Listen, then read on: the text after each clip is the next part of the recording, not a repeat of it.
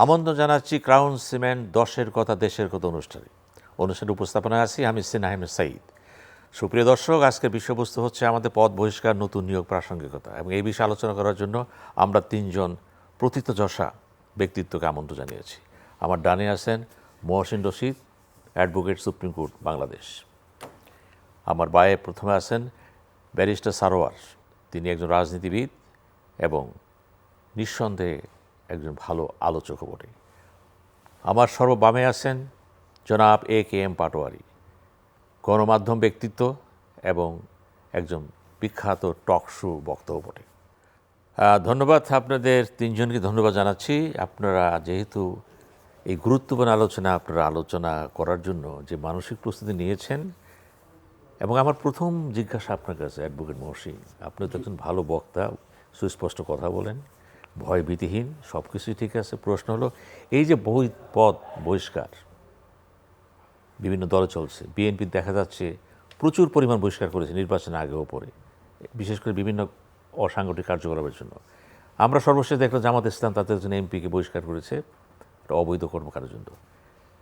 এখন এই যে পদ বহিষ্কার হচ্ছে, আবার আসতেছে, আবার দেখা যাচ্ছে ফিরিয়ে আনতেছে কোনো দল, এইসব বিষয়ে আপনার নিজস্ব চিন্তা ভাবনাটা কি? দেখেন, আমরা মানুষ।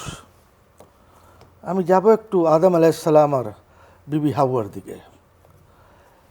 আদম আলাইসাল্লামও কিন্তু বিবির হাওয়া মানা করা ছিল যে তুমি এই, আল্লাহ তাআলা বলল যে তুমি এই ফল খাবা না, ওই ফল খাবা না।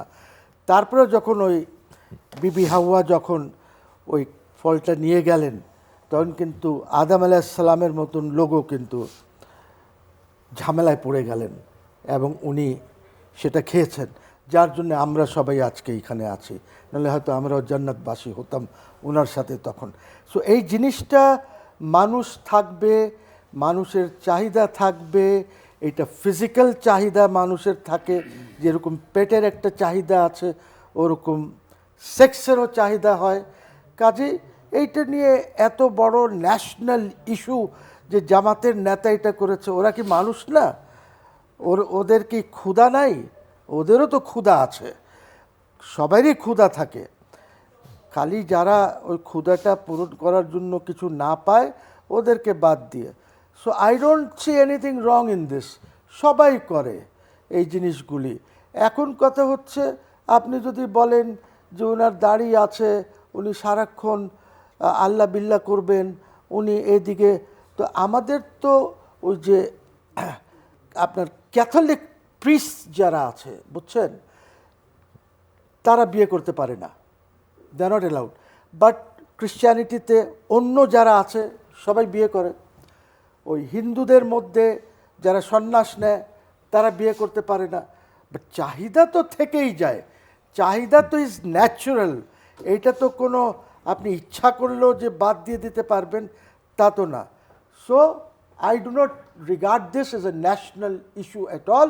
এটা সামাজিক ইস্যু হতে পারে, ছোটোখাটো সামাজিক ইস্যু হতে পারে, but it is not a national issue. যে আজ কয়েকদিন যাবৎ আপনারা টিভি শো করছেন, এইটা নিয়ে কথা বলছেন, আমি মনে করি এটা কিছু না। নাম্বার ওয়ান, না বহিষ্কার করেছে, জামাত একটু ইমোশনাল হয়ে গেছে, সেন্টিমেন্টাল হয়ে গেছে, মনে করেছে যে আমার ইমেজটা নষ্ট হচ্ছে। বাট ওরা এইটা চিন্তা করে নাই যে আল্লাহ তাআলারই তো ক্রিয়েশন, আমরা সবাই, চাহিদা তো আল্লাহ তাআলাই দিয়েছেন, আমি নিজে নিজে তো কিছু করি নাই। সো এত সেন্টিমেন্টাল ইমোশনাল হয়ে বহিষ্কার করে দিলেন। আপনারা আজকে আমাদের যে সোসাইটিতে দেখছেন না যে কি পরিস্থিতি চলছে। আমি তো কয়েকবার ডিমান্ড করেছি যে আমাদের ছেলেমেয়েরা নষ্ট হয়ে যাচ্ছে, ফেসবুক বন্ধ করেন, আমি পাবলিকলি বলেছি, ঠিক আছে, কই করলেন না তো। অস্ট্রেলিয়া করেছে, ইংল্যান্ড করেছে, Europe will do it very shortly as European union. তো আপনি তো করছেন না। হ্যাঁ, সমাজ ব্যবস্থা এমনিও ধ্বংস হয়ে গেছে। তা এটা আরও ধ্বংস হয়ে গেছে বিকজ জামাতের মতন লোকজন যখন পাবলিকলি এই জিনিসগুলি করছে, হোটেলে গিয়ে করছে, ধরা পড়ছে, তখন what will you say about সমাজ ব্যবস্থার ব্যাপারে কি বলবেন? You see, there is a problem. But চাহিদা তো আছে, চাহিদা, I don't see much in it. উনি he should continue as a member of parliament. আর আমাদের এখানে তো এইটার ইউ রিমেম্বার হেনা সাহেব, আপনারা মনে আছে হেনা সাহেবের ইয়ে হয়েছিল, and he was allowed to continue as the MP member of parliament, ওনাকেও বহিষ্কার করা হয়েছিল। আর আরেকটা হয়েছিল আপনার এরকমই, কিন্তু উনি রিজাইন করে দিলেন, যার জন্য ওনার পদটি চলে গেল। 3-4টা আমাদের এখানে উদাহরণ আছে এগুলি। সো এইখানে যেটা দেখতে হবে যে ধরেন ক্যাথলিক ওরা এই যে এটাকে কি বলে সেলিবেসি ও whatever they call it, celibacy, হ্যাঁ সেলিবেসি, হ্যাঁ এটা তো এই সেলিবেসি যেটা আছে, তো ওরা আপনি দেখছেন না কত কাণ্ড হচ্ছে ওদের, অস্ট্রেলিয়াতে হলো, আমেরিকাতে হচ্ছে, অ্যান্ড প্রত্যেক চার্চে হচ্ছে এইগুলি। অনেকগুলি ফাঁস হয়, অনেকগুলি ফাঁস হয় না, বিকজ এটা ন্যাচারাল চাহিদা, বুঝছেন। সো হ্যাঁ, আপনি বলতে পারেন যে ঠিক আছে এটা উনি হোটেলে কেন গেলেন বা কোথায় গেলেন, ঠিক আছে ধরেন উনি ওই হোটেলে গেছে, আজকে যদি উনি ওয়েস্টিনে গিয়ে আপনি ধরতে পারতেন ওনাকে? আজকে উনি যদি ইন্টারকন্টিনেন্টালে একটা রুম বুক করে যেতেন, ধরতে পারতেন? পারতেন না। আজকে যদি সোনারগাঁয়ে উনি যেতেন না। সুসি when you go to this hotels 500,000 টাকার, আর আপনি ইসের জন্য যাবেন, ধরা পড়বেনই, বুঝতে হবে আপনার কাছে আমি আসবো। আপনি অত্যন্ত চরম কথা বলছেন। ব্যারিস্টার সারোয়ার হোসেন, আপনার বক্তব্য। না, অ্যাডভোকেট মহাজেন রশিদ সাহেব যেটা বললো, উনি একজন উদারপন্থী লোক এবং ন্যাচারাল সাইডে এটা দেখেছে। এটা ঠিক আছে, ন্যাচারাল সাইডে ডিমান্ড থাকবে, এগুলো ঘটবে, কিন্তু কতগুলো সেটেল প্রিন্সিপাল সৃষ্টি হয়েছে যে আপনি যখন পাবলিক পজিশনে থাকবেন তখন আপনার বিহেভিয়ার উইথ রেসপন্সিবিলিটি, এবং আমাদের ধর্ম বিভিন্ন কারণে পলিগামি অ্যালাউ করেছে। যৌক্তিক কারণ আছে পলিগামির, যে তুমি যদি এক ওয়াইফে স্যাটিসফাইড না হও অথবা অন্য কোনো সমস্যা থাকে, ফার্স্ট ওয়াইফ যদি চিলড্রেন না নিতে পারে অথবা সেক্সুয়ালি ইনক্যাপাবল, তখন তুমি তার অনুমতি সাপেক্ষে আরেকটা বিয়ে করতে পারো, 4টা পর্যন্ত ওয়াইফ একসাথে রাখতে পারে। এটা তো আমরা জানি। কিন্তু সেটেলমেন্ট হলো যে আপনি sexual activities by exploitation, sexual activities when you are in a public position, ওয়েস্টে এটা প্রতিষ্ঠিত হয়েছে। আপনি পাবলিক পজিশনে থেকে যদি নারীতে নেগোশিয়েট হন, তাহলে আপনি দেশের স্বার্থ এবং জাতির স্বার্থ ক্ষুণ্ণ করেন, প্রতিষ্ঠিত এটা। যার জন্য ওয়েস্টে এই থিওরি চলমান রয়েছে, দেহ যার সিদ্ধান্ত তার। ওয়েন ইউ আর অ্যাবভ 18, 18 বছরের উপরে আপনার দিক ফিরেও তাকাবে না কেউ। আপনি কিন্তু আপনি পাবলিক পজিশনে থাকলে you are under accountability. So উনি এটা পাবলিক পজিশনে, মেয়েটা চাকরি নেওয়ার জন্য আসছিল, তাকে ডেফিনেটলি এক্সপ্লয়েট করেছে। তুমি যদি আমার সাথে সময় দাও তাহলে আমি তোমাকে চাকরির ব্যবস্থা করব। এবং এটাও বের হয়েছে যে তার বাবা মেয়েটাকে বলছে যাও তার সাথে সময় কাটাও। এই তো গর্হিত কাজ, এটা তো জেনা। এটা তো ইসলামিক কিছু আইন বাংলাদেশে আছে না, মুসলিম আইন। এই ইসলামিক আইন এখন এই ধর্ষণ এবং এই জেনা করার জন্য 3 বছরের জন্য এটাকে এই ইন্ট্রোডিউস করা যায়, যে অর্ধেক বডি আপনার মাটির ভিতর পুঁতে তারপর পাথর নিক্ষেপ করে তাকে হত্যা করা হবে। ওটা কেন আসছে? এটা তো ন্যাচারাল। এই কারণেই আসছে সমাজ যাতে জঙ্গল রুল সৃষ্টি না হয়। একটা অনৈতিক সমাজ একটা জঙ্গল সমাজ, একটা পশুর সমাজ। অনৈতিকতা আপনি এই অনৈতিকতা করতে পারবেন না, আপনি করবেন দায়িত্ব নিয়ে। সো সেই জন্য জামাত সঠিক কাজটা করেছে, কিন্তু অন্য অন্য দল তো করে না সেটা। জামাত তো তবু তার বিরুদ্ধে একটা ব্যবস্থা নিয়েছে, সেই জন্য জামাত ধন্যবাদ পাবে। কিন্তু আমরা তো এই যে আপনার বেনজিরের ঘটনা দেখছি, বেনজিরে তো বলা হয়ে থাকে 2 ডজন গার্লফ্রেন্ড ওপেনলি, এটা কোনো ব্যাপারই না। সাকলাইন কাণ্ড জানি, আপনি জানেন ওই যে আওয়ামী লীগের একটা এমপি ছিল যার 2,44,000 গুণ সম্পত্তি বেড়েছে, রাজশাহীর এই ইঞ্জিনিয়ার, ওটা আবার ওই ইঞ্জিনিয়ার, ডিপ্লোমা ইঞ্জিনিয়ার, এত বেশি সম্পত্তি করছে। এক মেয়েকে সে ফোন করে বলছে আমার ঢাকায় গাড়ি আছে 5টা আর এখানে গাড়ি আছে 7টা, তুমি আসো, কি লাগবে আমি দেবো, গেঞ্জি টেঞ্জি করে এইগুলো করছে। সো এই দলগুলো তাদের এই পিডার ফাইল, যারা ইয়াং মেয়েতে আসক্ত হয়, এইটা জাতীয় স্বার্থ ক্ষুণ্ণ করে। মহসিন রশিদ সাহেব যেটা বলছে জাতীয় স্বার্থ নাই, এইটা হলো সবচেয়ে বড় জাতীয় স্বার্থ। কারণ এই অনৈতিকতা থেকে এই যে দুর্নীতি, অপশাসন, দুঃশাসন, যখনই কাঁচা টাকার মালিক হয় তখন এই ছোট কচি মেয়ে খোঁজে, এগুলো তো যুগান্তকারী, মানে এক্সাম্পলের শাস্তি দিতে হবে এগুলোর। যার বলা হয়ে থাকে যার ওই বিশেষ অঙ্গের উপরে নিয়ন্ত্রণ নাই সে রাষ্ট্রীয় দায়িত্ব পালন করার জন্য অপারগ। এখানে আমরা একটা ব্যবসায়িক গ্রুপ দেখলাম, তার ছেলেমেলে সব ভাদ্র মাসের কুকুরের মতো, বিশেষ অঙ্গের উপরে কোনো নিয়ন্ত্রণ নাই। তো আপনার রাষ্ট্রীয় ব্যবস্থাপনা ডিম্যান্ডস আপনার বিশেষ অঙ্গের উপরে নিয়ন্ত্রণ থাকতে হবে, এবং আপনি যদি নিয়ন্ত্রণ না করতে পারেন তাহলে রাষ্ট্র সেটা নিয়ন্ত্রণের ব্যবস্থা করবে। অতএব কোনোভাবে এই পাবলিক পজিশন থেকে আপনি ব্যক্তিগত লাইফে যা খুশি তাই করেন, রাষ্ট্র সেখানে ফিরেও তাকাবে না। কিন্তু আপনি পাবলিক পজিশনে MP, member of parliament is public position. আপনার কাছে অনেক লোক আসবে, অনেক জনগণ আসবে, যার উপরে নজর পড়বে, আপনি তাকে ক্যানালাইজ করবেন, আপনি তাকে আপনার কার্নাল ডিজায়ার আপনি সেখানে ফুলফিল করবেন by exploitation. This is simply not acceptable. রাষ্ট্র এটাকে টলারেট করতে পারে না, এবং জামাতের উদাহরণ অন্য দলগুলো ফলো করা হচ্ছে। ওই যে বলে না কয়জন গাজী নজরুল আছে, এরকম নজরুল কিন্তু বিএনপি আওয়ামী লীগে অনেক আছে, অনেক আছে। এগুলো আপনি পুলিশে সিনেমা শেষ করি, আমাদের পুলিশিং হইল জনগণ সৃষ্টি করেছে। আপনি দেখেন তো পুলিশ অথবা প্রশাসন হয় না, আপনি জানেন যে কয়জন পুলিশ অফিসার চেনেন যারা এই ওমেনাইজিংয়ে জড়িত না? দেখেন তো, সাকলাইন নামে একটা কুখ্যাত পুলিশ অফিসার, তদন্তকারী অফিসার হইয়া ওই মেয়েটাকে, তার ক্যারেক্টার আমি নাই বললাম, সেই মেয়েটাকে নিয়ে সেই যেটা করছে ওটা তো তার পরদিন এখান থেকে আউট করে দেওয়া উচিত। He can't put on uniform anymore. আপনি ইউনিফর্মের কারণে তাকে এক্সপ্লয়েট করতে পেরেছেন, you don't deserve to put on. তো এই একটা পুলিশের আমি জানি বড় বড় অপরাধীরা এরকম মেয়েদেরকে সাপ্লাই দিয়া সিনিয়র অফিসারদের, তারপরে এই অপরাধীদেরকে ছাড়াই নেয়। রাষ্ট্র সেটা গ্রহণ করতে পারে। ওই প্রিন্সিপাল এইখানে আসছে, রাষ্ট্রীয় পজিশনে থেকে, পাবলিক পজিশনে থেকে আপনি নারীতে আসক্ত হতে পারবেন না, আপনি নারীতে নেগোশিয়েট হতে পারবেন না, তাহলে জনগণের স্বার্থ, দেশের স্বার্থ ক্ষুণ্ণ হয়। ধন্যবাদ। জনাব এ কে এম পাটোয়ারি, অ্যাডভোকেট মহর্ষি ও ব্যারিস্টার সারওয়ার হোসেন, তারা দুজনে কিন্তু দুটি অ্যাঙ্গেলতে কথা বলেছেন। আপনি সর্বশেষ তৃতীয় বক্তা হিসেবে এটা কিভাবে দেখছেন? ধন্যবাদ আপনাকে, ধন্যবাদ দর্শক শ্রোতা। আমার ডিমান্ড থাকবে, কিন্তু ডিমান্ডটা ফুলফিল করতে গেলে এটা নিয়ম শৃঙ্খলা মানতে হবে, এটা নর্মস মানতে হবে। তো সেখানে আমি ওটা না মানলে আমার খিদে আসছে, আমি আরেকজনের বাজার করা, লুট করে বাজার নিয়ে যাই, তো আমার খিদে নিবারণ করার জন্য, সেটা আল্লাহ বলে নেই। এক, দুই নম্বর হলো যে এই রোল মডেল, যদি আমাদের বাইতুল মোকাররমে অনেকে, আমরা সিগারেট খেলে আমরা কেউ কিছু বলবে না, উপস্থাপক সঞ্চালক হিসেবে, কিন্তু বাইতুল মোকাররমে ইমাম সাহেব যদি সিগারেট খায় তাহলে তার পিছনে কেউ নামাজ পড়বে না, কারণ সে হলো রোল মডেল। তো যে আমার নেতৃত্ব করবে, জনপ্রতিনিধিত্ব করবে, তার কিন্তু কতগুলো এই স্পাইসেসগুলি থাকতে পারবে না।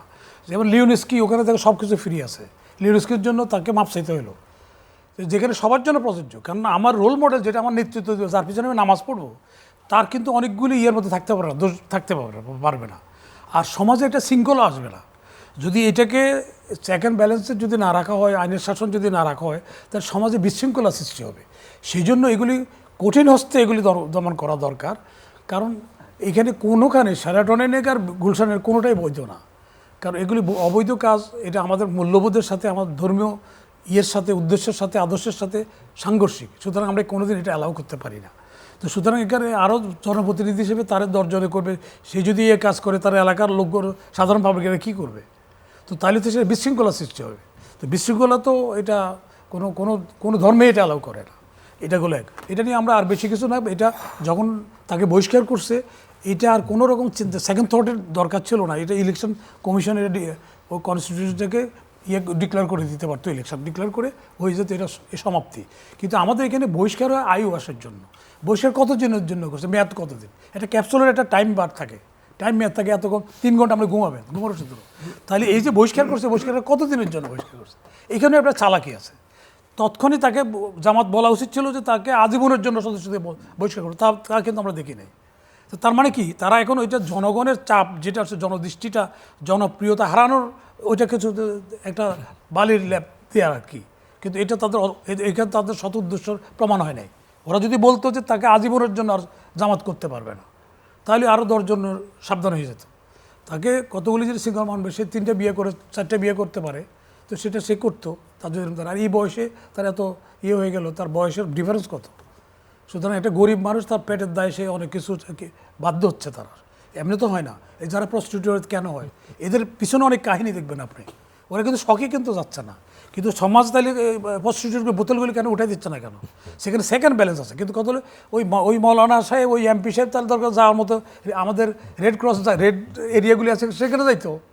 সেখানে একজনে কিছু লোকের অভ্যাস খারাপ হয়ে যায়, একজন লোকের রেগুলার ওই প্রস্টিটিউটে যাইতো, তো যাইয়া দেখেছে সেদিন রেট কম, তো বলে শালা আমার বড় ছেলেটা নিয়ে আসলে হইতো আজকে, কিন্তু ওখানে যে বড় ছেলে নেওয়া যায় না। তো এখন বলে যে রেট যখন কম তাহলে বড় প্লানে নিয়ে আসতাম। এখন যাই হোক, এটা আমরা আজকে এই মূল্যবান সময়ের মধ্যে আমরা এইসব নিয়ে আলোচনা করছি, দেশে অনেক কিছু আছে, সুতরাং এই আলোচনা বাদ দিয়ে অন্য কিছু বলার কি আছে? অ্যাডভোকেট মহসিন, আমাদের কথা ছিল বহিষ্কার পদ, শুধু একটা ব্যক্তি নিয়ে আলোচনা না। আমরা দেখেছি, অতীত দেখেছি আওয়ামী লীগের ক্ষেত্রে, বিএনপির ক্ষেত্রে, বিএনপি দেখছি এখনও, যে কিছু হলেই বহিষ্কার করে দেওয়া হয়, চাঁদাবাজি করুক বা অনৈতিক কাজ করুক, যেটাই করুক না কেন, এরপরে কিছুদিন পর আবার নিয়ে আসা হয়, যেটা জনাব একেএম পাটোয়ারি বললেন যে কতদিনের জন্য ক্যাপসুল উদাহরণ দিলেন তিনি। এই সব বিষয়গুলোকে আপনি কীভাবে দেখছেন? বহিষ্কার ইজ নট দি আনসার। আপনাকে প্রিন্সিপালসগুলি ঠিক করতে হবে, এবং এইটা তো আমি তো একটু লাইটার টোনে বলেছি। Of course you cannot allow this openly যে সমাজে এই জিনিসগুলি হবে, but at the same time সমাজকে কিছু আইন ঠিক করতে হবে। সব কিছু কিন্তু আল্লাহর আইনে আপনি চালাতে পারবেন না, আপনার কিছু নিজের আইন লাগবে। সো প্রশ্ন হচ্ছে যে এইটাকে আপনি কিভাবে নিয়ন্ত্রণ করবেন। প্রথমত চারিত্রিক ব্যাপার কিছুটা আছে, সবাই তো এইটাতে ইন্ডালজ করে না, অথবা যারা করতে পারে না বা যাদের কাছে এই জিনিসগুলি অ্যাভেলেবল হয় না, তাদের চরিত্র খুব ভালো, তারা বলবে যে আমি তো এইগুলি কিচ্ছু করি না, you see. But when it is available, তখন হচ্ছে test, that is the litmus test, যে আপনি কিভাবে তখন বিহেভ করছেন। ঠিক আছে, এই আলোচনা তো ঠিক আছে, ইটস ওকে, কিন্তু এই জিনিসটা আপনাকে দেখতে হবে, আইন দিয়ে ঠিক করেন। আমি বলছি যে ফেসবুকটাকে নিয়ন্ত্রণ করেন, আমাদের ইয়াঙ্গার জেনারেশন একদম ধ্বংস হয়ে যাচ্ছে। আপনি যদি এটা না করেন তাহলে আগামীতে আরও খারাপ হবে। আপনি জানেন যে আজকাল পৃথিবীতে একটা জিনিস আছে যেটাকে বলা হয় সুগার ড্যাডি। নাম শুনছেন সুগার ড্যাডি? নাম জানেন সুগার ড্যাডি কি জিনিস? মোস্তাক এটা সুগার ড্যাডি, মুস্তাক তো ইজ নট, সে তো বিয়ে করেছে। সুগার ড্যাডিজ বিয়ে করে না। সুগার ড্যাডিজের কাছে ওরা যায়, দে স্পেন্ড টাইম, রেস্টুরেন্টে খাবে, ঘুরবে, বিদেশে যাবে, and then ends. It's not, Mushtaq is not sugar daddy. Mushtaq তো এসে গেছে না অফিশিয়াল শেপ দিচ্ছে, এইটা ডেটি হিসেবে শুরু করছে। এই জিনিসটা তো জানতে হবে, এটা তো সমাজের আছে। আমি আজকে আপনার চ্যানেলে যে বসে এই কথাটা বলছি, এইটা হচ্ছে একটা অ্যাওয়ারনেস সৃষ্টি করার জন্য। উই মাস্ট আমাদের অন্য পছন্দগুলি চলে আসে অ্যাওয়ার, বুঝছেন? সো আমি মনে করি যে এখানে কিছু আইন করা দরকার, ফেসবুকে কিছু বার করা দরকার, যে 20 বছরের নিচে কেউ ফেসবুক, টিকটক, অমুক তমুক চালাতে পারবে না। সে গুগল সার্চ করতে পারে, পড়াশোনার জন্য এইগুলি করতে পারে, কিন্তু এই জিনিসগুলি পারবে না। এইগুলি যদি আপনারা না করি, দেখেন এই যে ওয়েস্টার্ন সোসাইটিস, যেখানে এই জিনিসগুলি কোনো ব্যাপারই না, বিয়ে করার পর কংগ্রেচুলেট করতে যখন আসে, বলে এটা তোমার কত নম্বর বিয়ে? This is the first question that they ask you. তো আপনি বলবেন এটা 3 নম্বর, 4 নম্বর, 6 নম্বর, যা আছে আপনি বলবেন। ওইখানে যে আপনি এটা ফার্স্ট বিয়ে করছেন এই কনসেপ্ট নেই, ফার্স্ট বিয়ে হয়ে গেল তারপরে আরও কত করবেন। This the question that they ask. So আমার কথা হচ্ছে যে আমাদের তো ওই সমাজ না, আমাদের তো এইটাকে একটা চেক দিতেই হবে। আমাদের এটা বাঙালি সমাজ, আমাদের একটা সিভিলাইজেশনাল রোল আছে এখানে। উই আর সিভিলাইজড পিপল, আমাদের একটা কালচার আছে। আমার কালচারালি তো আমরা ইউনাইটেড স্টেটস অফ আমেরিকা না, ওয়ের দের ইজ নো কালচার। ইউরোপে দের ইজ কালচার, আমেরিকায় তো কোনো কালচার নাই। সো আমরা একটা কালচারাল কান্ট্রি, আমাদের সভ্যতা আছে, আমাদের আপনার লিটারেচার আছে, আমাদের পোয়েট্রি আছে। আমরা এই জিনিসগুলি যখন আমরা এরকম একটি কালচারাল সোসাইটি, তাহলে আমরা ওইটা এফোর্ড করতে পারি না, যেটা হচ্ছে অ্যাটলিস্ট ওপেনলি পারি না, যেটা গাজী সাহেব করেছেন। সো আমার মনে হয় latest look at this laws, latest look at this rules, এবং বহিষ্কার is just not the solution, but that is their business. এটা তো আমি কেউ না টু সে যে বহিষ্কার করা উচিত কি উচিত না। ইন প্রিন্সিপাল কি ধরনের অ্যাকশন নেবেন আপনাদের জন্য। একজন আপনি বোধহয় পাটওয়ারি ভাই বললেন যে ওনাকে তো লাইফ টাইমের জন্য বহিষ্কার করা হয় নাই। তো বহিষ্কার করা হয়েছে কি দিন বলেছে যে 2 মাস না 6 মাসের জন্য করা হয়েছে? বহিষ্কার মিন্স বহিষ্কার, দ্যাটস লাইফ টাইম। এবং ওনার এমপি পদ যেটা আছে, এটা ইলেকশন কমিশনকে বললে এমপি পদ যাবে না। এমপি পদ কনস্টিটিউশনে বলা আছে if he resigns, he has not resign. উনি যদি আজকে রিজাইন করে দেয়, বাট আমার মনে হয় ওনাকে এই নৈতিক দায়িত্ব নিয়ে এমপি পদ থেকে রিজাইন করা উচিত, আমি মনে করি। আপনাকে ধন্যবাদ। ব্যারিস্টার সারওয়ার। দেখুন, রাষ্ট্র পরিচালনায় যে রাজনীতিবিদরা রাষ্ট্র পরিচালনা করে, এবং সেই রাজনীতিবিদরা একটা রাষ্ট্র কীভাবে সেফ হবে সেইটার বড় ধরনের নিয়ন্ত্রণ করে। তো সেই জন্য রাজনৈতিক পদ পজিশনে থেকে এবং আপনার পাবলিক পজিশনে থেকে এই অনৈতিকতা কোনোভাবে টলারেট করা যাবে না। শুধু বহিষ্কার করে আপনি 2 দিন পর ফেরত নিয়ে আসবেন, সেই সরোয়ার ভাই এটার মধ্যে বোধহয় বেশি ইন্টারেস্ট বহিষ্কারটা পাচ্ছেন তো আপনারা। করা হচ্ছে না। তো অন্য বহিষ্কার প্রশ্ন কিন্তু আছে, শুধুমাত্র এটার মধ্যে আর এই কারণে না, বহিষ্কার হচ্ছে কিন্তু তার সে question তার মানে করেন ভিতরে ভিতরে ইচ্ছা আছে। বহিষ্কারটা হচ্ছে Question করেন, হ্যাঁ। দুর্নীতি করার জন্য, বহিষ্কার হচ্ছে আমার চাঁদাবাজি লাগে করার বসে জন্য, খবর বহিষ্কার আছে। হচ্ছে লুট করার জন্য, বহিষ্কার হচ্ছে মাদক ব্যবসা করার জন্য। আমাদের সঞ্চালক এটার মধ্যে এই যে ইন্টারেস্ট পাচ্ছে। বিভিন্ন অ্যাঙ্গেলে মাদক ব্যবসা, দুর্নীতি, চাঁদাবাজি, এই সমস্ত কারণে কিন্তু মূলত বহিষ্কারটা বেশি হচ্ছে। কিন্তু এরপরও দেখা যাচ্ছে বহিষ্কার প্রত্যাহার হয়ে যাচ্ছে। এই দুইটা জিনিস মিলে না কিন্তু এখানে আমাদের হিটটা যখন একটা অপরাধের কারণে কাউকে বহিষ্কার করা হয় এবং তাকে যখন আবার রিহেবিলেট করা হয়, তাকে যখন আবার ফিরিয়ে নেওয়া হয়, তার মানে আপনি সেই অপকর্ম, দুষ্কর্ম, লুটপাট অথবা জমি দখল, চাঁদাবাজ, তাদেরকে আপনি আশ্রয় প্রশ্রয় দিচ্ছেন। সেই জায়গা থেকে তো আমাদের রাজনৈতিক কালচার কোনোভাবে সরে যাচ্ছে না।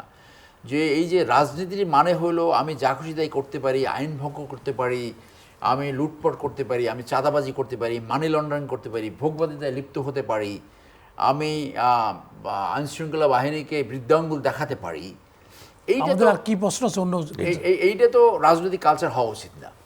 সেই জন্য ওই যে ডেমোক্রেসি যখন সৃষ্টি হয়েছিল, এরিস্টটল, প্লেটো, গণতন্ত্র সবচেয়ে শাসন ব্যবস্থার সবচেয়ে খারাপ ব্যবস্থা হইল এইটাই সবচেয়ে উন্নত ব্যবস্থা ধরা হয়। কিন্তু সেখানে বলা হয়েছিল যে চরিত্রবান মানুষ নেতৃত্বে থাকবে। কিন্তু আমরা এই সময় যেখানে আসছি সেইখানে কিন্তু আমাদের চরিত্রবান মানুষ সব পলায়ন পর, তারা সব ঘরে উঠে গেছে এবং দুষ্কৃতিকারী এখন নেতৃত্ব দিচ্ছে। যার জন্য আমাদের যে এই একটা অনৈতিক সমাজ সৃষ্টি হয়েছে, সেই অনৈতিকতা থেকে রিভার্স হচ্ছে না কোনোভাবে। সেইখান থেকে আমাদের এই পরিবর্তনের যে সময় আসছে, এখন আমাদের সেখানে যেতে হবে যে সে রাজনৈতিক দলের হোক, যে হোক, কেউ যদি অনৈতিকতা করে, কেউ যদি অপরাধ করে, তাকে বিচারের সম্মুখীন করতে হবে। জনাব এ কে এম পাটোয়ারি, আমরা জানি সম্প্রতি বাংলাদেশের রাষ্ট্রপতি যিনি ছিলেন শাহাবুদ্দিন, উনি পদত্যাগ করেছেন এবং ওনার পদত্যাগের সাথে সাথেই যে প্রশ্ন দাঁড়িয়ে গেছে, স্পিকার সেটা ঘোষণা করলেন, এখন নতুন রাষ্ট্রপতি নিয়োগ করা হবে। আপনি জিনিসগুলো কীভাবে ব্যাখ্যা দেবেন? ধন্যবাদ। দেখেন, আমাদের দুর্ভাগ্য হলো আমরা টেনিওর পুরা করতে পারি না। যদি এটা প্রথম যদি করে ফেলতো তাহলে এটা জাস্টিফাই হইতো যে একটা বিপ্লব হয়ে গেছে, নতুন বিপ্লবী সরকার আসছে, পুরান গভর্নমেন্ট কেন রাখা হবে? এইটার কোনো উত্তর পাবেন না আপনি। এত কাঁচা হাতে একটা রাষ্ট্র পরিচালনা করতেছে। প্রথম আপনি বিপ্লবী সরকার করছেন, তাহলে প্রথমে সোপমিয়ার বিদায় হওয়া উচিত ছিল, পত্রপাঠ বিদায় করা উচিত ছিল। যখন আপনি এতদিন পর্যন্ত ডাইজেস্ট করছেন, তাহলে এখন তার সে মেয়াদ পূরণ করতে দিলেন না কেন? পিছনে যে কী আছে, যদিও আমরা বিভিন্ন সোর্স থেকে অন্য খবর পাচ্ছি, তাহলে সরকারের কিন্তু একটা ব্যাখ্যা থাকা দরকার ছিল যে উনি এরকম করছে, একটা অস্থিতিশীল পরিস্থিতি সৃষ্টি করছে, উনি স্যাটেলাইট টেলিফোন ব্যবহার করছে, যেটা আমরা পার্সোনাল লেভেলে যেগুলি আমরা খবর পাইছি, উনি শেখ হাসিনার সাথে যোগাযোগ করছে, যোগাযোগ করে একটা অস্থিতিশীল পরিস্থিতি করে তখন একটা ইমার্জেন্সি ডিক্লেয়ার করতে by the help of army. কারণ অনেকে ওনার হাসিনার রিক্রুটেড তো অনেক লোক তো রয়ে গেছে। দেখেন কোনো যুক্তি পাবেন না কেন হয়েছে। আপনাকে একটা কাজ করতে গেলে একটা যুক্তি থাকতে হবে, একটা আইনের ব্যাখ্যা থাকতে হবে। রাষ্ট্র তো এভাবে চলতে পারে না। তাইলে ওই সময় দেখেন আপনি রাখছে, এদেরকে সবগুলি রাখছে। হাসিনার যতগুলি সহযোগিতা করছে, সহযোগী এবং অনেকগুলি মারাত্মক কাজ করছে, আইনের ব্যত্যয় করছে, সেগুলি কিন্তু কাউকে কোনো বাড়ি পাঠানো হয় নাই। ইভেন কি ইলেকশন কমিশনে যে লোকগুলি নিছে, যারা দিনের ভোট রাতে করছে, তাদের নৈতিকতা একটা লোক নাই যে আমি এই কাজ করবো না, আমি পদত্যাগ করবো। পাকিস্তানে 3 জন পদত্যাগ করছে। পদত্যাগ করে না শুধু, থানায় যে বসে আমাকে অ্যারেস্ট করো, আমি রাষ্ট্রের জনগণের ট্যাক্সের টাকা আমি বেতন খাইছি, আমার গাড়ি চলছে, আমি জনগণকে ভোট দিতে সুযোগ করতে দিতে পারি না। কিন্তু আমাদের ইলেকশন কমিশনে একটা লোককে কিন্তু এই হাসিনার আমলে অ্যাপয়েন্টেড লোক একটা বাদ যায় না। ওই লোকগুলির দিয়ে আপনি ইলেকশন করলেন, সব মেয়ারে রাখলেন। আর্মির মধ্যে যতগুলি 14 বছর তো অনেকগুলি লোক রিক্রুট করা হয়েছে, এগুলি কাউকে কোনো কিছু করা হয় না। আপনার ব্যাখ্যা পাবেন না। চুক্তি নিচ্ছে, কিসের ভিত্তিতে চুক্তি দিচ্ছে? একটা লোক যখন এই গভর্নমেন্টে যখন চুক্তি দিচ্ছে, যদি তারা পাবলিকলি বলতে পারে যে এই তার কর্মজীবনে সে জাতির জন্য, জাতির এত টাকা খাইছে, এই জন্য উল্লেখ করার মতো 2টা কাজ করছে, তাহলে তারা 10 বছর এক্সটেনশন দিয়ে দেন। আসেন আবার আমরা বক্তৃতা দেওয়ার সময় সবাই বলতেছে, প্রধানমন্ত্রী বলতেছে আমরা মেধার গুরুত্ব দিচ্ছি, কিন্তু একটা টপ 10-এর মধ্যে কোনো চুক্তিভিত্তিক নিয়োগ নাই। তখন আমরা যখন দেখতেছি এটা এক ধরনের হিপোক্রেসি। তাহলে এটা আগে হয়েছে, তারা বিদায় করার পর আমি সেম কাজ যদি আমি প্র্যাকটিস করি, তাহলে হাসিনারা কেন বিদায় করলাম? এর প্রশ্নটা এটা এসে যায়। তো আমি মনে করব প্রধানমন্ত্রীর কাছে আমার থাকবো, এবং প্রধানমন্ত্রী নিজে জানেও, আমি কিন্তু যেটা সত্য মনে করি, যেটা আমার কোনো উদ্দেশ্যতা নাই, আমি কোনো পার্টিও করি না, একজন মুক্তিযোদ্ধা হিসেবে আমি যেটা মনে করি দেশের জন্য যে একটা এক্সাম্পলারি কাজ করতে হবে। ও খারাপ বলছে, তারা বিদায় করলাম। এক হোটেলে খারাপ খাইছে, আমি ভালো ওই অন্য হোটেলে গেলাম, সেই হোটেলে যদি এর চেয়েও খারাপ করে, তাহলে হোটেলে কেন গেলাম আমি? যুক্তি থাকতে হবে তো। তাহলে দেখেন, এই যে জাতিকে এভাবে অন্ধকারে না রাখিয়া বলা উচিত যে স্যাটেলাইট টেলিফোন ব্যবহার করছে, যে এরকম করে সরকারের পতন চাইছে চুপ্পু মিয়া। আর চুপ্পু তো তার এমন একটা অনৈতিক লোক, সে ইভেন কি তার এখন তদন্ত করা উচিত। ও কেউ কেউ বলতেছে যে এইটা তার ইমিউনিটি দেওয়া আছে, তার দায় মুক্তি দেওয়া আছে, দায় মুক্তি দেওয়া আছে যত যে টাইমটুকু সে দায় মুক্তির জায়গায় আছে। কিন্তু এর আগে ক্রিমিনাল অফেন্স করলে সেটা কী হবে?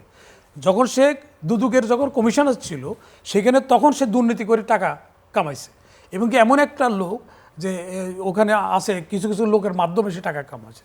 ওই একটা লোকে, একটা পত্রিকার লোকের মালিক, আমি নাম বলবো না, আমার কাছে আসছে, দেখি সেটা পতাকা গাড়ির মধ্যে। আমি যাবো না তার পত্রিকার উদ্বোধন, যাই কিনা তার সন্দেহ হচ্ছে, তখন সে গাড়ি পাঠাচ্ছে, তার গাড়ি পাঠাচ্ছে, দেখি ওকি টকি ওই ভিআইপি মুভমেন্ট করে যে ওইরকম। আমি বললাম এই যে পতাকা কেন? পতাকা উনি আনটাইটেলমেন্ট। আমি খোলো, এই পতাকার মধ্যে লোকে বলবে যে এবারটা বড় বড় কথা বলে মিডিয়াতে, এখন সেই দেখি পতাকা নিয়ে ঘুরতেছে, পতাকাতে আমি আনটাইটেলমেন্ট নাই। হ্যাঁ, যদিও গাড়ির মধ্যে পতাকার স্ট্যান্ড লাগাই রাখছি, কারণ যদি কোনো সময় এমপি টেমপি হই তাহলে হয়, এই জন্য আগের থেকে ওই কাজ করে রাখছি আমি। তো সেটা ওইটা অন্য কথা। আমি বললাম না ভাই, আমি তো ফ্ল্যাগ রুলস জানি, এইটা আমি এটা উঠবো না। তো তখন ড্রাইভার ওর লোকে কমিউনিকেট করলো। কমিউনিকেট করার পরে সে বললো যে এটা তো আমি এন্টারটেল কাগজটা করি, এন্টারটেল আপনার জন্য এন্টারটেলমেন্ট, যদি আপনি পাইও থাকেন, আপনি পান না, আমি শিওর। আচ্ছা, শর্টকাট না, আমি শর্টকাট সেটা বলেছি। কেন বলতে সেটা সের মধ্যে চুপ্পু জড়িত আছে। তারপরে আমি ওখানে গেলাম, যাওয়ার পরে আমি তার ওই প্রশ্ন করলাম, কাগজ দেখান, আপনি পতাকা যে ব্যবহার করছেন কোথায়? দেখেছি সে একটা অ্যাপ্লিকেশন করছে হোম মিনিস্ট্রিতে, যে ওই মানবাধিকার করে, সেই জন্য একটা পতাকা চাইছে। তা আমি বললাম যে আমি দরখাস্ত করলাম পিস্তলের জন্য, ওখানে আমার রিপ্লাই না, স্যাংশন না পর্যন্ত পিস্তল নিয়ে ঘুরতে পারবো? তা আমরা এইসব কী বলে, তারপর দেখছে যে বেকায়দা, তারা আমি ওই অনুষ্ঠানের মধ্যে তারা একদম দোষী। তখন সে বলে আসেন আসেন আমরা একটা লোকের সাথে পরিচয় করাই দিই। তো একটা তার রুমের মধ্যে এমনভাবে দরজা আছে যে এটা কেউ বুঝতে পারবে না, একমাত্র ওই ছাড়া। পরে শোয়ার পরে দেখি এটা আসনের মতো, সিংহাসনের মতো, দেখি চুপ্পু মিয়া ওখানে বই আছে। তো আমার বসে করে ওনারা চিনেন নাকি? আমি ওনারা চিনি না, ওনার বোরে চিনি আমি, রেবেকাকে। তো এটা করার পরে দেখি ওনার মুখ টুয়ে হয়ে যাচ্ছে, ওনারা রেবেকারে চিনে কোন কাহিনী এই লোক জানে, তো ডেঞ্জারাস লোক দেখতে আছে। এই হলো অবস্থা। তো যার জন্য এখন এই ধরনের একটা লোককে আমাদেরকে রাষ্ট্রপতি হিসেবে মহামান্য বলতে হচ্ছে আমাদেরকে, দুর্ভাগ্যজনক। এইসব লোকের যারা এইসব শেয়ারে দিচ্ছে, ওদের ওই জন্য এটা পানিশমেন্ট হওয়া দরকার। তাহলে ভবিষ্যতে এই ধরনের লোকের কেউ করবে না। জাতির সাথে তামাশা করা এটা কোনো সময় বরদাস্ত করা উচিত না। ধন্যবাদ। অ্যাডভোকেট মহসিন, রাষ্ট্রপতি চলে গেছে, নতুন রাষ্ট্রপতি আসবেন। আমাদের এখানে প্রধান জিজ্ঞাসা হলো, যিনি আসবেন উনি কি এই সংবিধানে আওতায় আসবেন 90 দিন পরে, নাকি সংবিধানে পরিবর্তিত সংবিধান যে রাষ্ট্রপতির ক্ষমতা পাওয়ার অ্যান্ড ফাংশন নিয়ে কথাবার্তা বলা আছে? দুইটা প্রেক্ষাপট, এই দুই প্রেক্ষাপটে কী ধরনের রাষ্ট্রপতি আসতে পারে আপনার নিজস্ব আছে? আমি তো কি হবে না হবে এইটা নিয়ে আলোচনা করব না। বর্তমান যে সংবিধান আছে, যেটার উপরে সবাই শপথ নিয়েছে, এইটা নিয়ে আমি আলোচনা করতে পারি। তো সেখানে তো 90 দিনের মধ্যে আপনাকে একটা ইলেকশন দিতে হবে, একটা রাষ্ট্রপতি নির্বাচিত করতে হবে। প্রশ্ন হচ্ছে যে এই দায়িত্বটা তো হচ্ছে আমিও দাঁড়াতে পারি, আপনিও পারেন, যদি আপনি নমিনেশন পেপারে সই নিতে পারেন তাহলে। বাট আপনাকে কি কোনো এমপি সই করে দেবে না, দলীয় হিসাবে কাজ হবে। সো প্রশ্ন হচ্ছে এটা দল ডিসাইড করবে যে কাকে তারা মনে করেন যে দেশের জন্য ভালো হবে বা ওদের দলের জন্য ভালো হবে। দেশের চিন্তা কম, চিন্তা হলো যে দলের জন্য কি হবে। সো দলের জন্য যে ভালো হবে তাকে করবে, অর্থাৎ they need a yes man.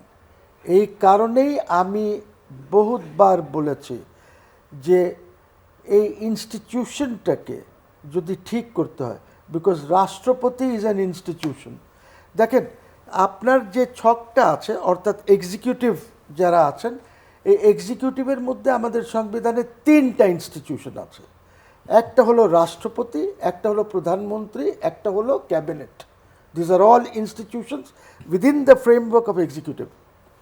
So এইটা যদি থাকে তাহলে চিন্তা করা উচিত যে কে ভালো হবে। এই জন্য আমি বারবার বলি যে এইটা না করে আপনি পার্লামেন্টে আপনি ওনাকে না করে আপনি অ্যাডাল্ট ফ্র্যাঞ্চাইজের বেসিসে, সো দ্যাট জনগণও পার্টিসিপেট করুক আর ভালো লোক যেন প্রেসিডেন্ট হিসাবে আসুক। এইখানে আপনি পাওয়ার শেয়ার করেন between the parliament and the Presidency, তাহলে আপনি এই রাষ্ট্রটা তাহলে ভালোভাবে চলবে। আর যদি আপনি আপনার কালকে আমি আমার ড্রাইভারকে যদি বা আমার যে চা খাওয়ায় তাকে বললাম এই তুই যা রাষ্ট্রপতি হয়ে যা, বানাই দিলাম, বানাইতে পারেন? বিকজ আমি লিডার অফ দ্য পার্টি, আমার উপরে কেউ কথা বলে না, বলার সাহস নাই। সো আমি যাকে বলবো সে হবে, অ্যাজ লং এজ প্রেসিডেন্টের দিয়ে বলা আছে যে ওর কি ইয়ে দরকার, এত বয়স হবে, এত অমুক হবে, তমুক হবে।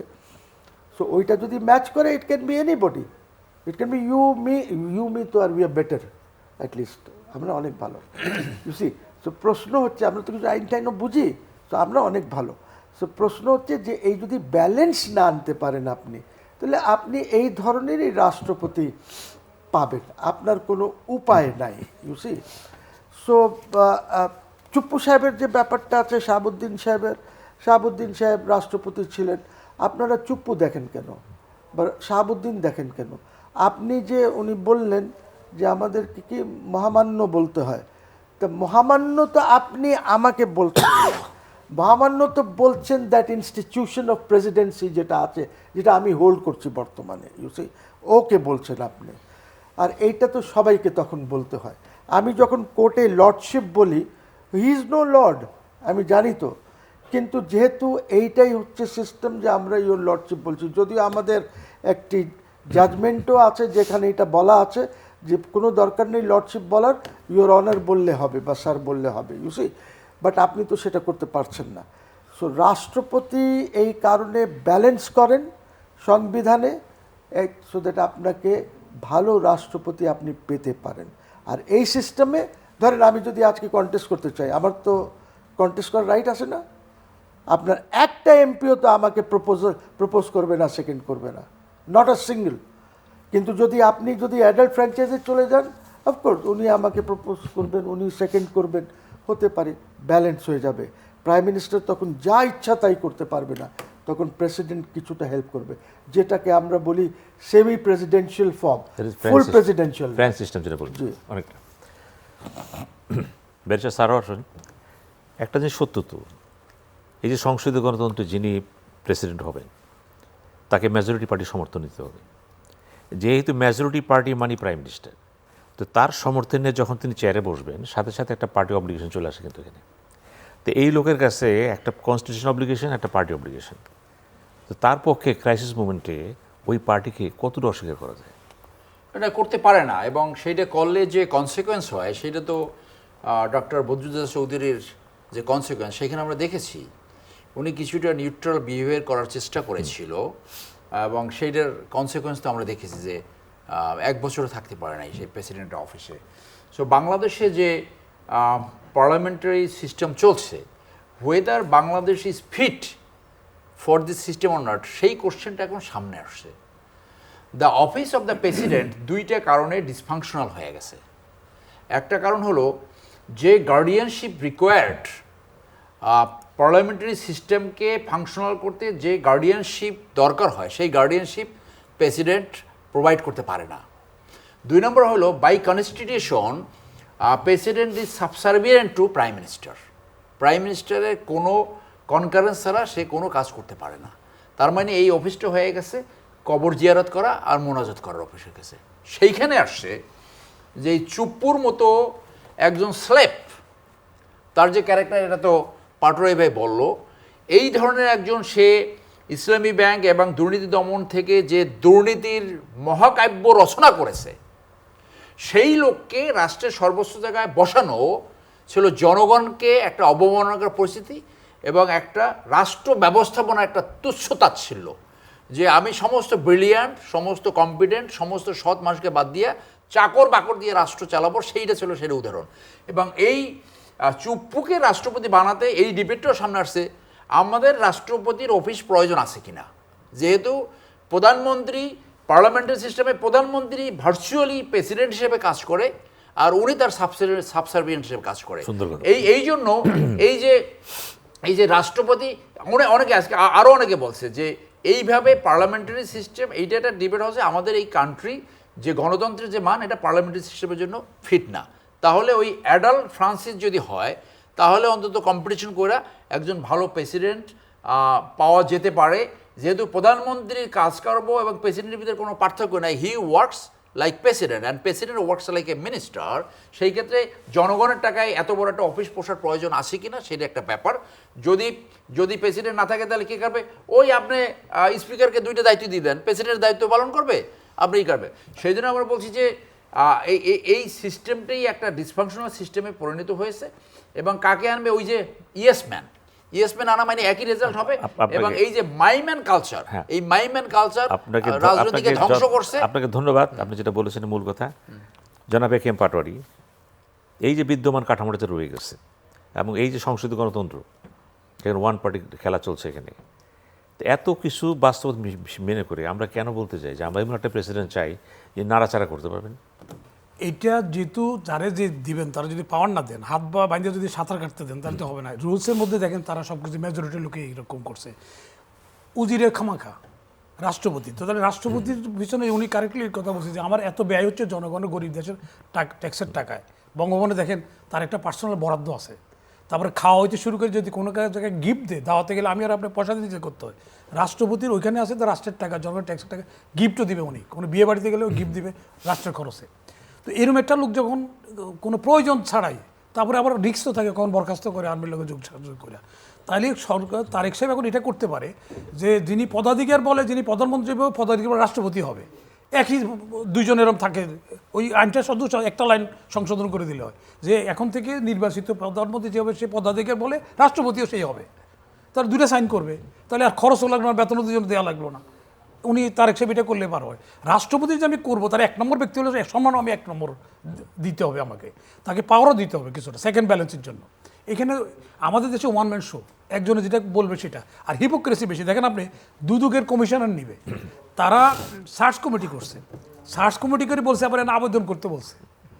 পৃথিবীর কোথাও যে দুর্নীতিবাজের আবেদন করবে, আমারে পদক দিবে, আমি কি আবেদন করে পদক নিবি? যার জন্য মুক্তিযুদ্ধের ভাতাও নিই না, আবেদন করতে হবে। বা এটা তো অপমান মনে হয় আমার। আমাকে যদি 21শে পদক দেয় আমি আবেদন করতে হবে, এটা পৃথিবীর কোথাও আছে? দুদকের কমিশনার চেয়ারম্যান যদি আবেদন করা লাগবে, এটাকে চাকরি? তারপর রাষ্ট্রপতিও দেখেন, রাষ্ট্রপতি আপনি যে বলছেন রাষ্ট্রপতি পদত্যাগ করছে, রাষ্ট্রপতি পদত্যাগ করে নাই, উনি নিজের ইচ্ছা মলমূত্র ত্যাগ করছেন, কিন্তু পদত্যাগ উনি করেন নাই। উনি বাধ্য হচ্ছেন পদত্যাগ করতে, কিন্তু আমরা কেউ বলি কেউ বলি না। এত উদার হয়ে গেছে গা, যে লোকের ছবি নামায় দেওয়ার পরে সে আত্মমর্যাদা লাগলো না, সেদিনই সে পদত্যাগ করা উচিত ছিল। তো সেই লোকটার পদত্যাগের 3 মাস পরে আমারও মনে হয়েছে এই অ্যাডভাইজার রাখে। চিফ অ্যাডভাইজার কার অ্যাডভাইজার? সে তো সপ্পু মিয়ারের অ্যাডভাইজার। ডক্টর ইউনূসও তো সব মিয়ার অ্যাডভাইজার, তার থেকে শপথ নিয়েছে। ওনার র্যাঙ্ক হলো অ্যাডভাইজার। কার অ্যাডভাইজার? সে রাষ্ট্রপতির অ্যাডভাইজার। তো রাষ্ট্রপতি যদি তার নিয়োগকর্তা সেই হয়, নিয়োগকর্তার ছবি নামাচ্ছে, তারা বিদেশে যাইতে দিচ্ছে না, ওই বেটা ওখানে বসে আছে। ওর থেকে তো আমাদের একটা রিক্সাওয়ালারও আত্মমর্যাদা বেশি আছে। ও কী করে এতদিন থাকার পর আবার এটা বলছে। এখন যেহেতু ওখানে যে সালাকি করতে গেছে, এত ব্যাককেল, তুমি এখানে বলো না, মনে করছো এটা বলো স্যাটেলাইট দিয়ে ওখানে কথা বলতে গেছে হাসিনার সাথে। আর হাসিনা বলছে যে তুমি তো কাপড়া দিবে, তুমি আমারে রক্ষা করতে বললাম। দেখেন তো, ওই যদি এই যখন ভাইবন্দি হিসেবে এরকম কি বলবেন আপনি, এরকম একটা কেয়ার কী বলবো আমি আজকে বাসায়ও আসতেছে না তারে বলতে, কি বলবো তারে। এরকম একটা অপদার্থ লোক যারে আপনি দিবেন, এই ধরনের লোক নিয়ে যুদ্ধে যাবেন না তো আপনি, আমরা ফেলাইতে দৌড় দিবে। এখন হাসিনা যে পলাইতে হইতো না। আজকে সবপুর জায়গায় যদি আমি হইতাম, আমি বলতাম যে ডিক্লেয়ার করে দাও, শিবিরে ডাইকা ডিক্লেয়ার করে দাও, ও পদত্যাগ করতে রাজি হয়েছে। ছেলেরা মিষ্টি খেতে খেতে চলে যেত। তারে গণভবনে একটা জেল ডিক্লেয়ার করে রাখতাম, ওখানে 2টা ইউনিট লাগাতাম, যে আসবে গুলি করে দেবা, তারপরে ও থাকতো। তাহলে এখন সে বিরোধী দলের নেত্রী হতো। তাহলে যে দেখেন নিজেও বাঁচতে পারলো না, এখন হাসিনাওরকে বাঁচাইতে পারলো না, অ্যাপয়েন্টিং অথরিটিকে বাঁচাইতে পারলো না। আর ভবিষ্যতে তার শত্রুকে, সবাই তার শত্রু, বিএনপিও শত্রু, জনগণও শত্রু। আবার হাসিনা যে বানাইলে ওর আসলে মুনাফেক, ও তো আমারও প্রোটেকশন দিতে পারেনি। তো এই ধরনের কাজ করলে এরকমই হয়, ভাইবন্দি হলে এরকমই হয়। আপনি যোগ্য লোকেরা যোগ্য জায়গা দিবেন, তাহলে আপনি কিন্তু আজকে আপনাকে পলাইতে হবে না। জি, আপনাকে ধন্যবাদ, আপনি খুব ভালো বলেছেন।